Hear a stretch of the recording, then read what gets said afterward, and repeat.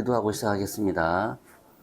살아계신 하나님, 오늘 이 시간에 또 말씀을 통해 우리 복음이 각인되게 하시고 우리 생각이 복음으로 편집되게 하시고 정확한 언약을 붙잡고 그 언약을 말씀을 성취하시는 하나님 나라 일을 확인할 수 있도록 축복해 주옵소서.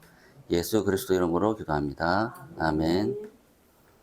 오늘은 정확한 언약입니다. 성경 구절 창세기 12장 1절과 4절 다 같이 합독하겠습니다.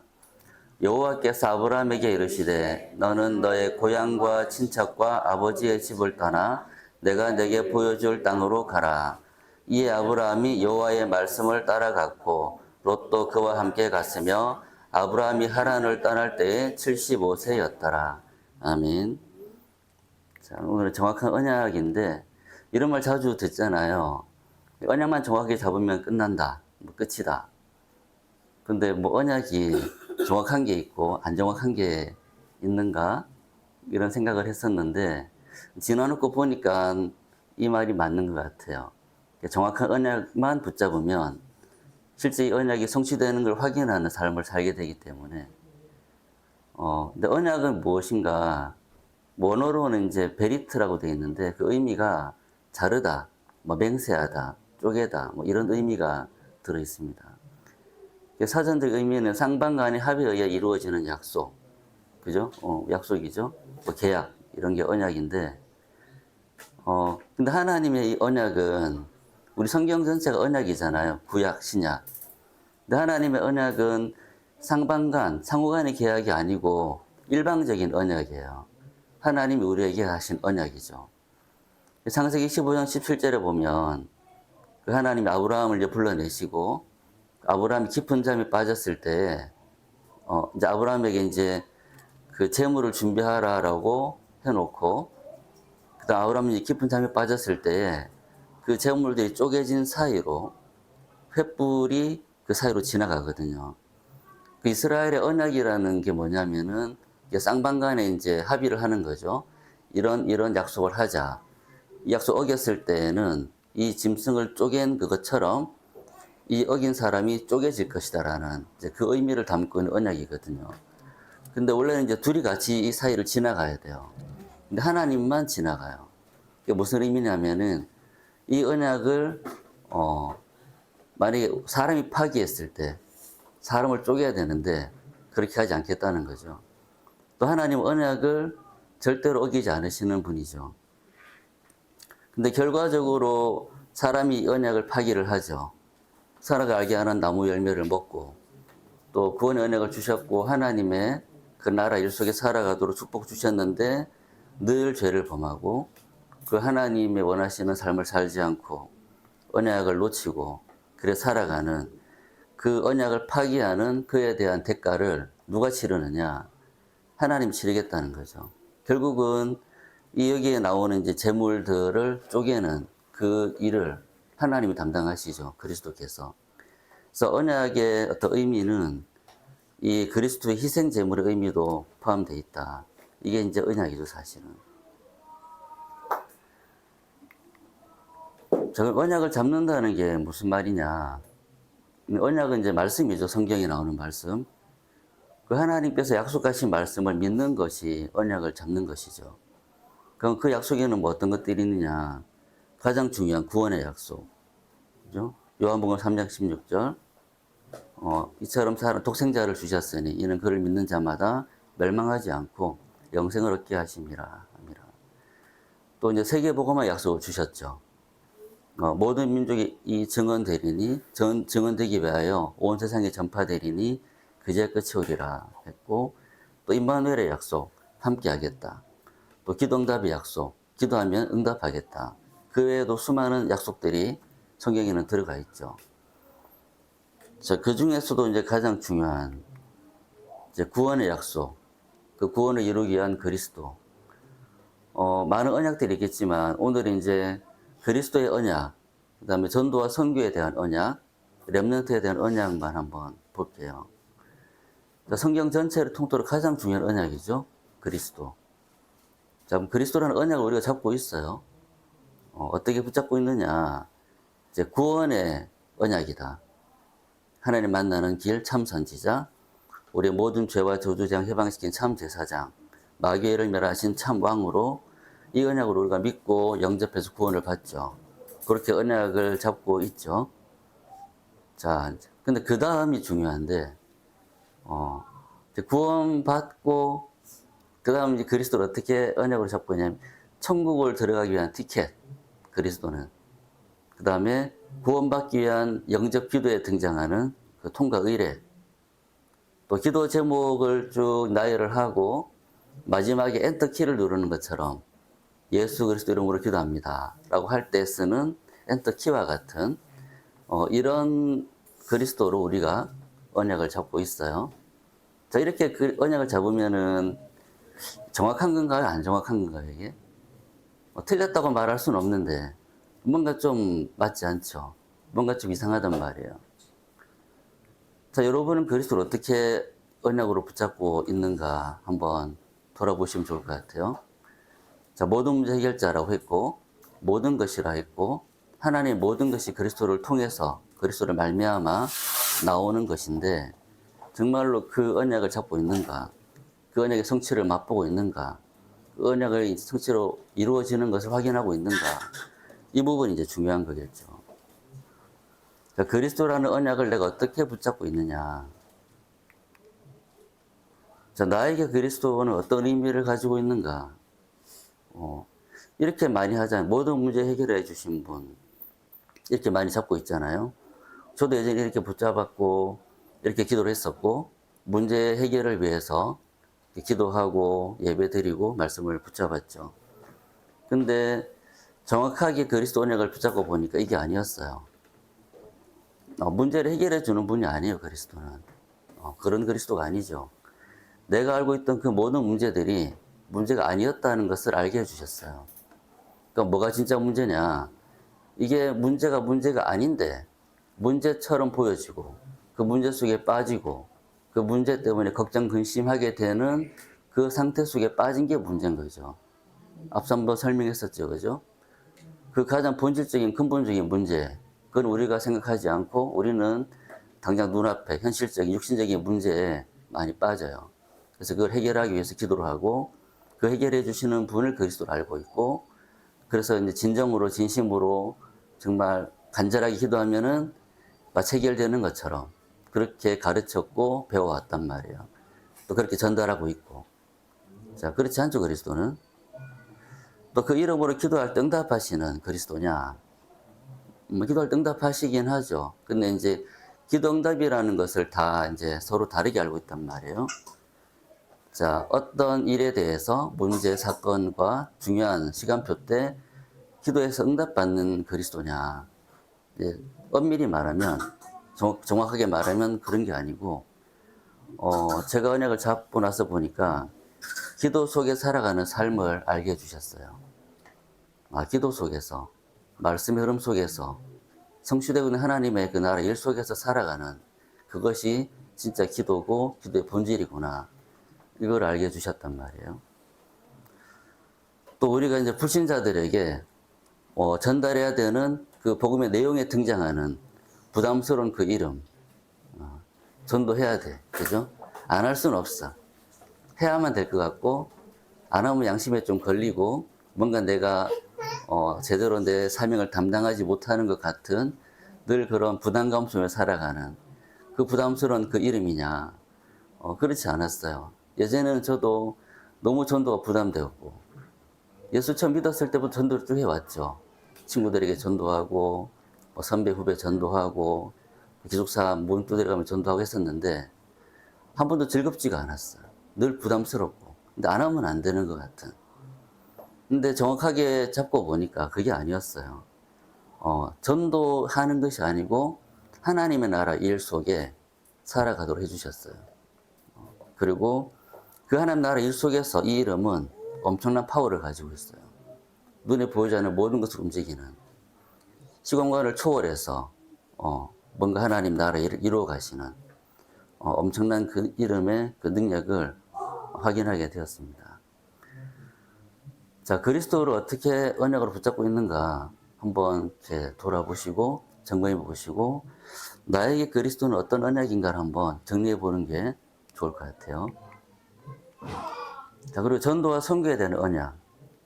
자, 전도 선교에 있어서 난 어떻게 언약을 붙잡고 있는가. 분명히 성경에는 모든 민족에게 복음을 전하라. 또 때를 얻든지 못 얻든지 복음을 전파하라. 이렇게 복음을 증거하라는 그 메시지가 굉장히 많이 나오고 있죠.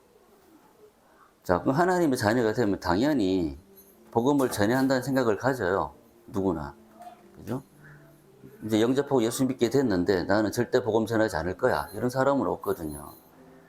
또 예수님 모르는 불신자를 보면은 복음을 전하고 싶다. 전해야겠다라는 마음이 들죠. 또 직장의 동료라든가 친구들에게 복음을 전해야 된다. 또 가족 친척들에게도 이 복음을 전해야 되겠다. 그 전도와 선교를 위해 기도를 해야 되겠다 하고 있죠. 이렇게 이제 우리가 말씀 속에서 이렇게 발견을 찾았단 말이에요. 근데 이렇게 가지는 것은 언약은 맞는데 정확한 언약은 아니에요. 이거는 뭐냐 하면 그냥 예수를 믿는 사람, 교회를 다니는 성도라면 누구나 그냥 상식적으로 생각하는 그 말씀이죠. 나에게 언약으로 딱 붙잡힌 것이 아니고. 자, 그러면 이제 전도 선교에 있어가지고 여러분이 어떻게 언약을 정확하게 붙잡느냐. 여기에 따라서 많은 것이 달라지게 돼요.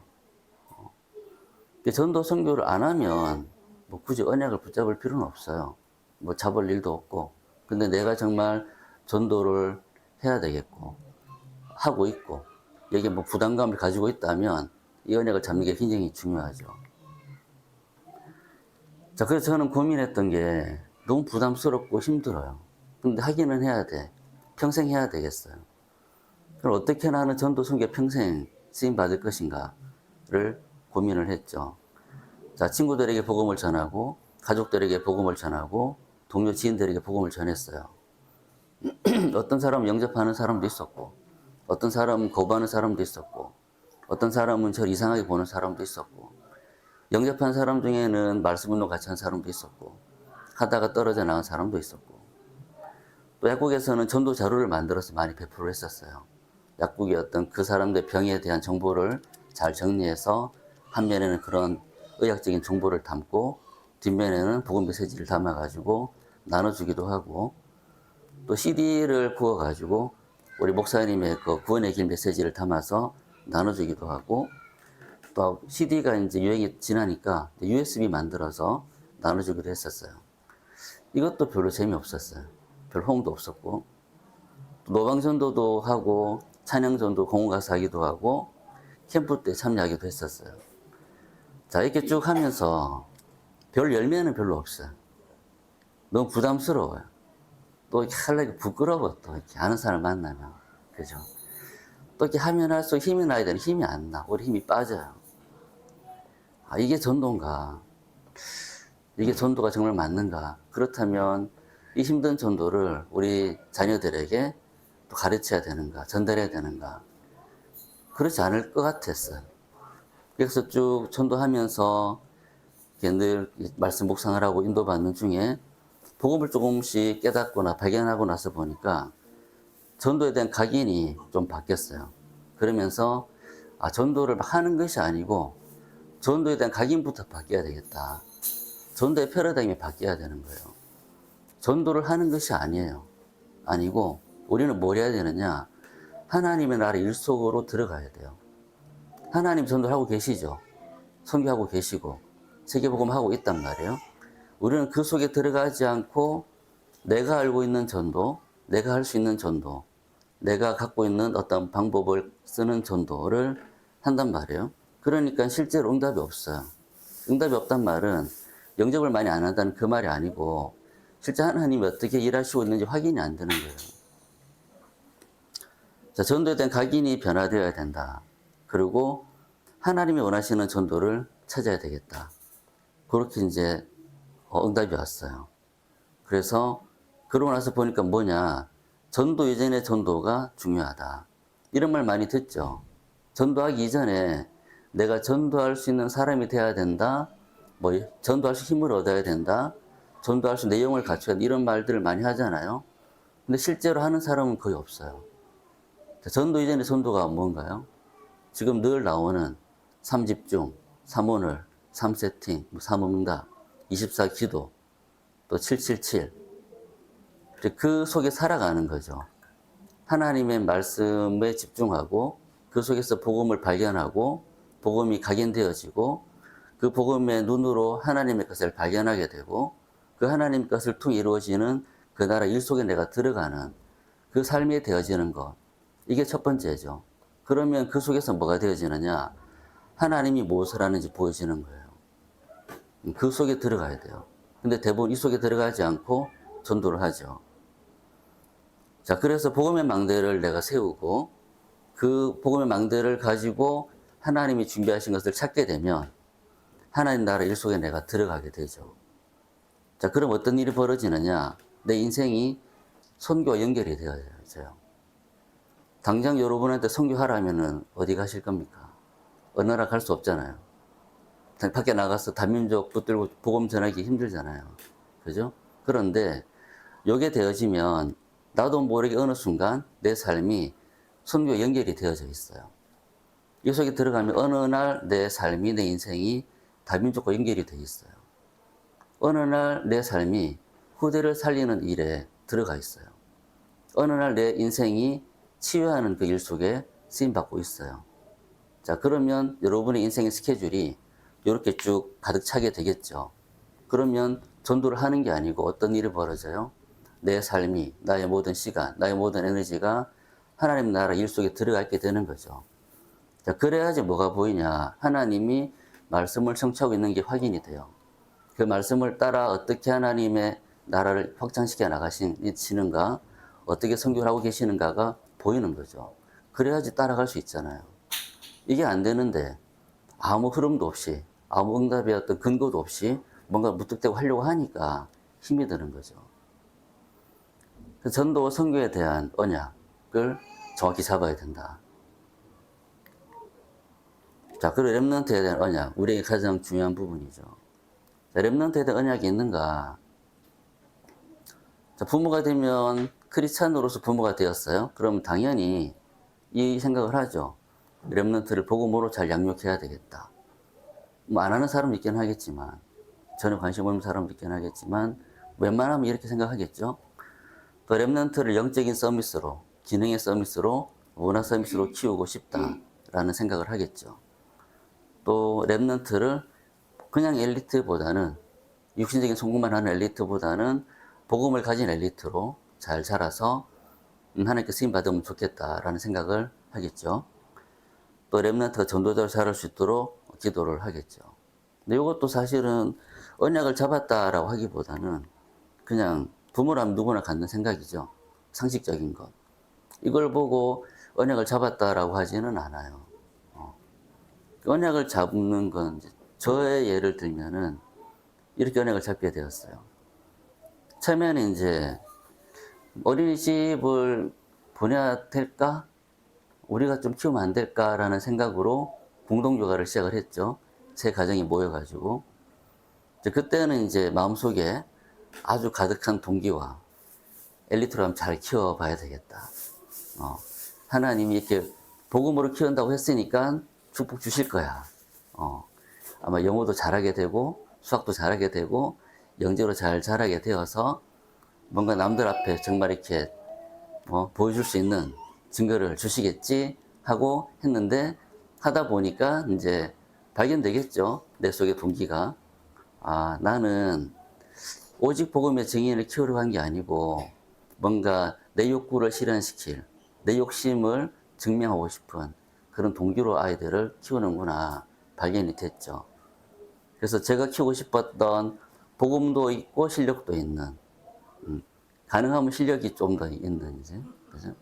그런 렘넌트를 키우려고 했던 게 발견이 되면서 아, 이건 아니다. 다니엘의 그 기도가 생각이 나더라고요. 뜻을 정했죠. 다니엘 얘기 한번 했었죠. 자, 다니엘이 느부갓네살 왕에게 이제 끌려갔어요. 포로로. 그런데 그 시대 가장 강력한 강대국 바벨론, 지금 미국보다 더 강대국이죠. 그 나라의 장관으로 발탁될 수 있는 코스를 밟았어요. 그게 이제 등용이 된 거죠. 그래서 이제 요 코스만 잘 밟으면 이제 그 바벨론이 다스리는 한 지역, 엄청난 나라들이죠. 다스리는 관리가 될 수 있는. 그래서 다니엘 같이 끌려온 친구들은 이걸 수용을 했어요. 이름을 바꾸고, 자기 가진 생각을 바꾸고, 언어를 바꾸고, 음식을 바꾸고, 그동안 각인되었던 모든 하나님의 것들을 버리고, 창세기 36장, 11장으로 각인되는 것을 받아들임으로써 성공하겠다라는 그 길을 선택을 했죠. 다니엘은 그렇게 하지 않았던 거죠. 난 오직 복음으로 사는 길이 아니면 죽겠다 한 거죠. 그때 이제 저도 발견한 게, 아, 그래. 복음 듣고 실력도 랩런트가 뭐 필요하겠냐, 이 시대에. 많은데. 그러면 하나님 원하시는 게 뭘까? 오직 복음의 증인. 복음 안에서 실력이 나온, 실력이라 하면 이제 우리가 알고 그 실력이 아니고, 하나님의 나라에 일에 필요한 것을 갖춘 그 사람. 이게 복음 안에서 발견되어진 그 사람. 오직 복음의 증인을 키워야 되겠다라고 언약을 잡게 되었죠. 그러고 나서 보니까 달란트에 대한 개념, 사회성에 대한 개념, 업에 대한 개념이 바뀌었어요. 업에 대한 거 다 설명했던 부분들이죠. 이 세상의 어떤 일을 위해 필요한 재주와 재능이 아닌, 그죠? 하나님 나라 일을 위해 필요한 하나님이 위로부터 주시는 하나님의 것, 그 달란트. 이런 부분들에 대한 각인이 바뀐 거예요. 이 은혜를 잡게 되었고, 아, 그래. 그래서 이제 아이들이 설명할 수 있게 됐죠. 힘들게 전도할 필요 없다, 너희들은. 지금부터 늘 삶 집중 속에, 말씀 흐름 속에 그 복음에 각인되어지는 삶 속에 있으면 하나님의 것이 보일 것이다. 그걸 따라가라. 그러면 무엇을 할지 고민할 필요 없어. 어떻게 살아야 될지 고민할 필요 없다. 다 나온다. 말씀 속에서. 그리스도를 통해서. 그거 따라가면 된다. 그 삶을 살게 되면 너희들은 하나님 나라일 수 있게 된다. 그 속에 업도 준비되어 있다.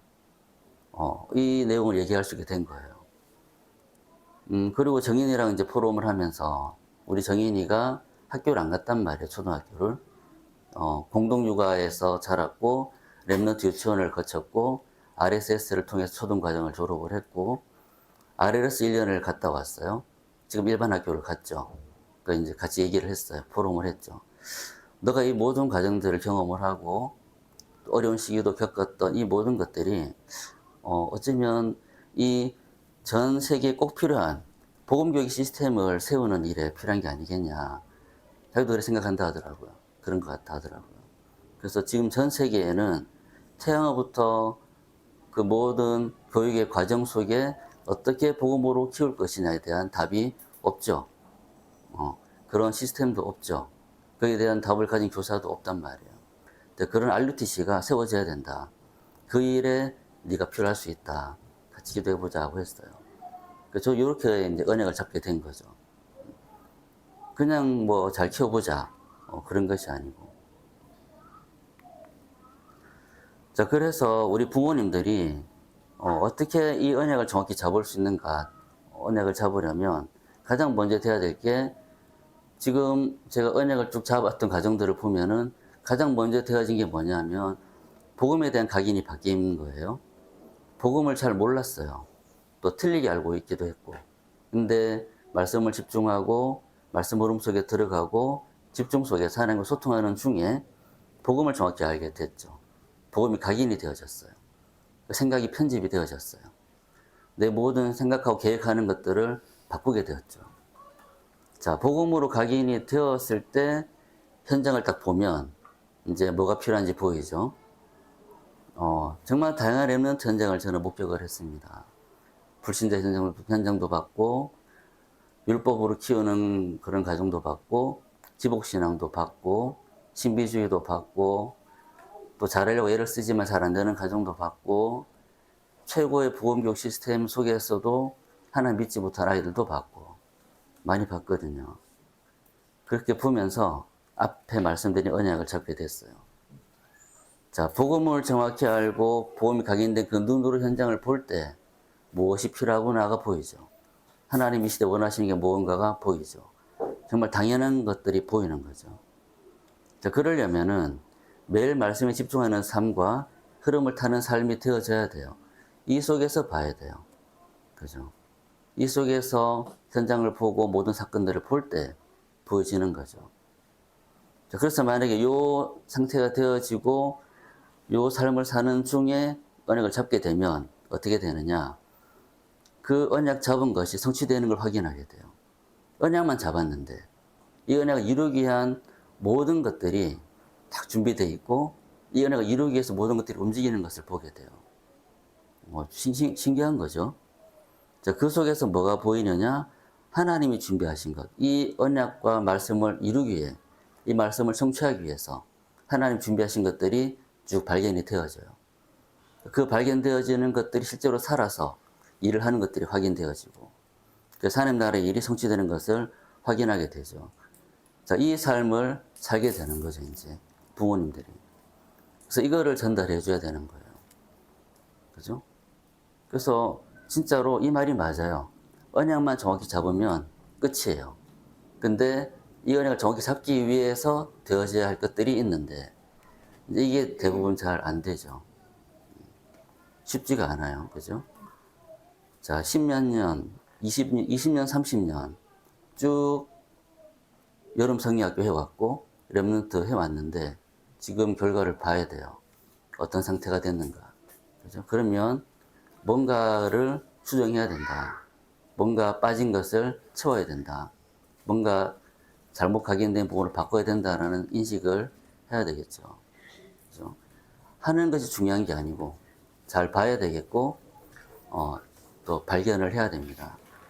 그래서 여러분들이 언약을 정확히 잡을 수 있고, 또 이 잡을 수 있는 상태가 되어지고, 실제 그 언약을 잡았을 때 그 언약이 어떻게 이루어지는가를 확인하는 응답 받으시기를 기도합니다. 기도하겠습니다. 살아계신 하나님, 우리 태영아 유치 부모님들이 복음 속에서, 복음이 각인된 그 속에서 하나님 준비하신 것들을 보고, 지금 이 시대에 정말 무엇이 가장 필요한가, 하나님 무엇을 원하시는가를 언약으로 잡을 수 있도록, 또 그 언약을 잡았을 때 이 언약이 어떻게 성취되어지는가를 확인하는 삶을 살아갈 수 있도록 축복해 주옵소서. 예수 그리스도 이름으로 기도합니다. 아멘.